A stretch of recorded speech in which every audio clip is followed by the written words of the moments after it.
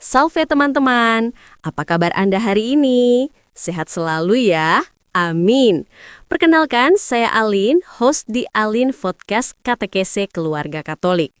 Kali ini kita akan membahas topik yang sangat dekat dengan kehidupan kita, membina iman Katolik di rumah dari meja makan hingga doa malam bersama.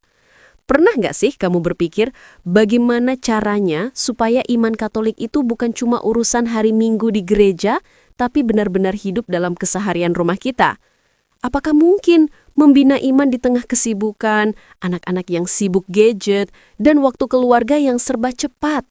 Nah, di video kali ini kita akan bahas bagaimana keluarga bisa menjadi gereja kecil, tempat iman tumbuh alami lewat hal sederhana, makan bersama, obrolan iman ringan, dan doa malam bersama. Jadi, yuk siapkan hati, kopi, atau teh kamu, dan kita masuk ke pembahasannya.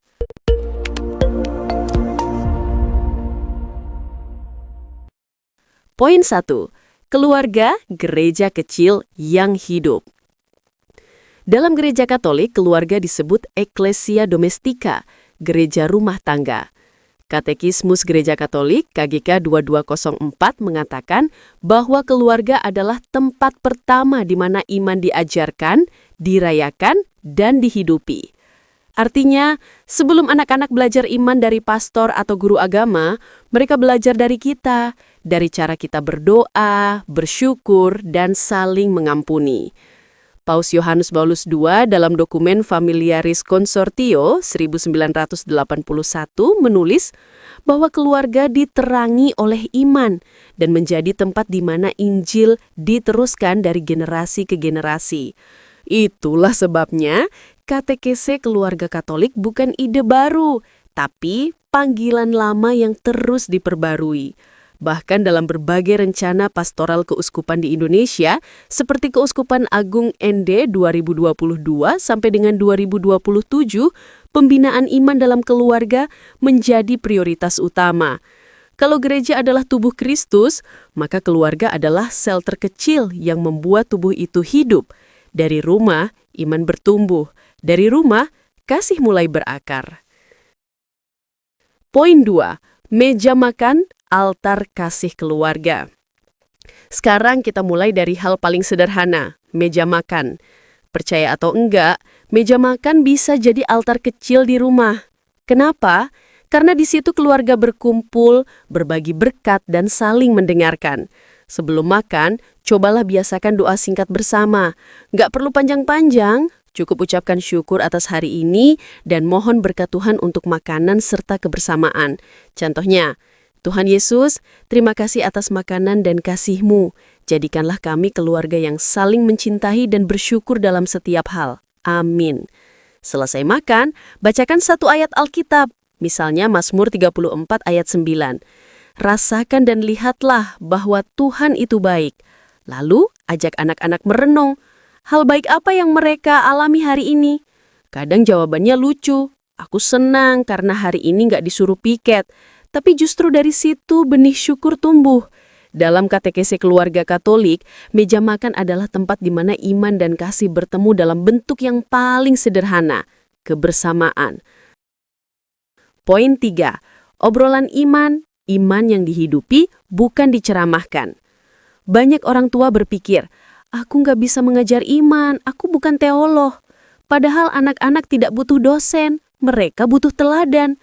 Katekese keluarga Katolik bukan soal hafalan doktrin, tapi tentang kehidupan iman sehari-hari. Coba mulai dengan obrolan ringan, saat di mobil, di dapur, atau sebelum tidur. Ajukan pertanyaan sederhana, misalnya, apa yang kamu syukuri hari ini? Pernah nggak kamu merasa Tuhan menolong kamu? Apa yang bikin kamu sedih? Dari situ percakapan rohani muncul alami. Kadang nggak langsung mendalam, tapi percayalah, benih kecil ini akan tumbuh. Gunakan juga kisah-kisah dari Alkitab, misalnya tentang anak yang hilang, Lukas 15. Tanyakan, bagaimana kalau kamu jadi anak itu? Apa yang kamu rasakan waktu ayahnya memeluk lagi? Dari pertanyaan sederhana, anak belajar tentang kasih Allah. Kita bisa tambahkan kisah para santo dan santa atau kutipan dari paus. Di era digital, banyak aplikasi dan video singkat rohani yang bisa membantu. Penelitian katekese keluarga di era digital, Habur 2019, menunjukkan bahwa 68% keluarga Katolik lebih mudah mempertahankan kebiasaan doa ketika memanfaatkan media digital positif. Jadi, gunakan teknologi bukan sebagai musuh iman, tapi sebagai alat bantu pewartaan keluarga. 4. Doa malam bersama, ritme suci sebelum tidur. Setelah seharian beraktivitas, momen doa malam bersama bisa menjadi perekat kasih keluarga. Strukturnya sederhana. 1. Tanda salib. 2. Syukur dan introspeksi singkat. 3. Bacaan kitab suci pendek. 4. Doa spontan atau doa Bapa Kami dan Salam Maria. Bacaan singkat misalnya ayat Yohanes 14 ayat 27. Damai sejahtera ku tinggalkan bagimu, damaiku ku berikan kepadamu. Ajak anak-anak menyebutkan satu hal yang membuat mereka tenang hari itu. Atau sebaliknya, apa yang masih mengganjal di hati, lalu doakan bersama. Bisa juga mencatat doa dalam buku kecil keluarga. Ketika doa itu dijawab Tuhan, tandai dengan tulisan Tuhan menjawab. Kecil, tapi mengajarkan anak-anak bahwa Tuhan sungguh mendengar. Penelitian di Jurnal Magistra 2023 menunjukkan bahwa keluarga Katolik yang berdoa bersama minimal 3 kali seminggu memiliki tingkat keterbukaan emosional antar anggota yang 40% lebih tinggi dibanding yang jarang berdoa bersama. Artinya, doa bersama bukan hanya menguatkan iman, tapi juga mempererat relasi kasih.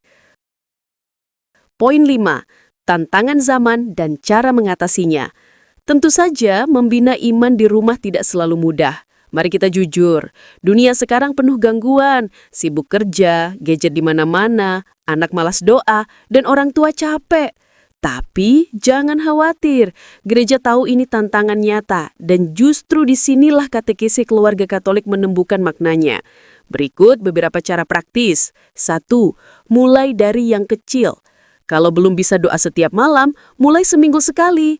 Yang penting, konsisten. Iman tumbuh bukan karena durasi, tapi karena ketekunan. 2. Gunakan media digital dengan bijak.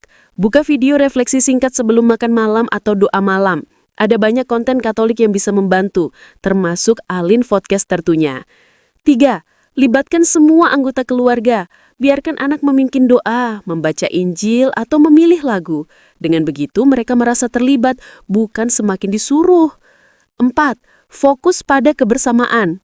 Kalau malam itu semua sudah lelah, cukup ucapkan syukur sederhana bersama. Lebih baik doa 3 menit dengan hati daripada 30 menit dengan ngantuk. 5. Jadikan humor bagian dari iman. Kalau anak bilang, aku ngantuk, nggak bisa doa, jawab aja, ya sudah, doanya pakai mata tertutup lebih cepat terkabul.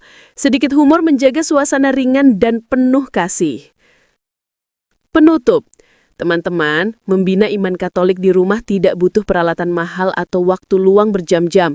Yang dibutuhkan hanyalah niat, konsistensi, dan kasih.